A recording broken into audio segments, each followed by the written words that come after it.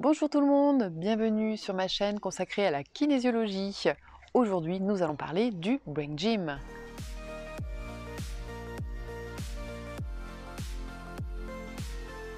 Il y a différentes branches dans la kinésiologie, dont le Brain Gym. Cette pratique a été créée par Paul Denison dans les années 60. Comme son nom l'indique, le Brain Gym, c'est la gymnastique du cerveau. Cet Américain a mis en place des mouvements simples, ludiques et faciles à retenir. Nous avons un hémisphère droit et un hémisphère gauche qui parfois ne fonctionnent pas forcément bien ensemble. L'hémisphère droit serait le lieu où le cerveau perçoit la notion d'espace, la pensée, le rêve, l'imagination, les couleurs, l'intuition, la synthèse. Il pourrait associer simultanément plusieurs concepts et plutôt être dans l'association d'éléments. Il est plutôt intuitif et émotionnel. L'hémisphère gauche serait le lieu de la création du langage, de la parole, de l'écriture, des chiffres, de la logique et de l'analyse. Le cerveau gauche est souvent associé au raisonnement logique et rationnel.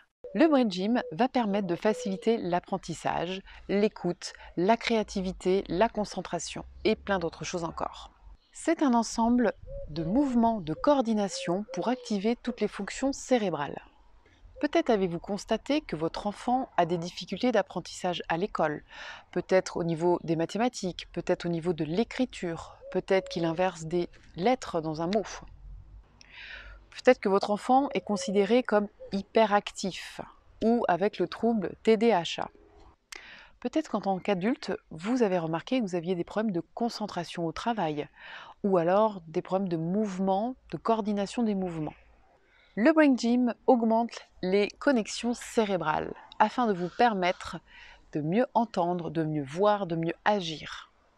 Lors d'une séance de kinésiologie, je vais déterminer quels sont les blocages pour pouvoir adapter les bons mouvements à la problématique de la personne. Les mouvements croisés constituent un échauffement idéal pour activer les nerfs qui traversent le corps calleux entre les deux hémisphères de notre cerveau. Le mouvement de l'éléphant va continuer à stimuler nos deux hémisphères afin de favoriser l'apprentissage. Il permet aussi d'activer l'oreille interne qui est responsable de l'équilibre. Pour une meilleure concentration, il est intéressant de libérer le lobe frontal en stimulant trois zones au niveau de la chaîne musculaire postérieure. L'activation du bras va libérer les muscles de la nuque. Le planeur libère la zone lombaire et l'arrière des cuisses.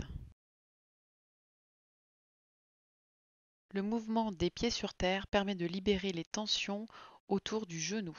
Tous ces mouvements se font tranquillement en respirant et en alternant de chaque côté. Il est important de terminer par des mouvements où on peut se recentrer sur soi, se reconnecter à soi et se mettre dans sa bulle. Ces mouvements permettent de s'apaiser et de positiver, de profiter du moment présent. Faites de belles respirations lentes et profondes.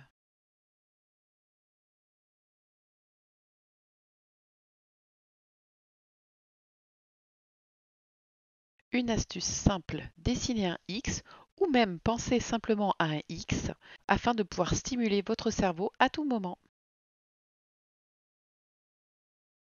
Pour une meilleure écoute, il suffit d'étirer le pavillon de vos oreilles tranquillement, lentement et tout le long.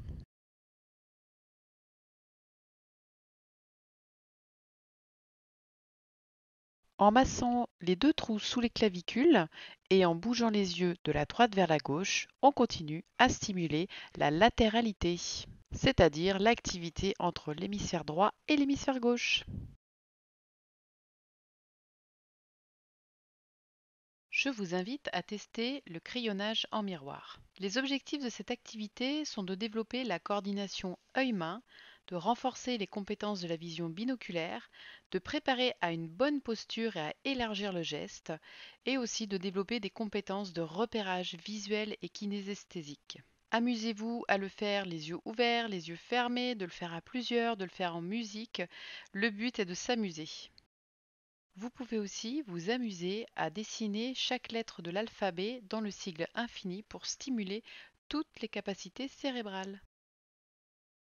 Et voilà, vous venez de voir quelques mouvements de Brain Gym.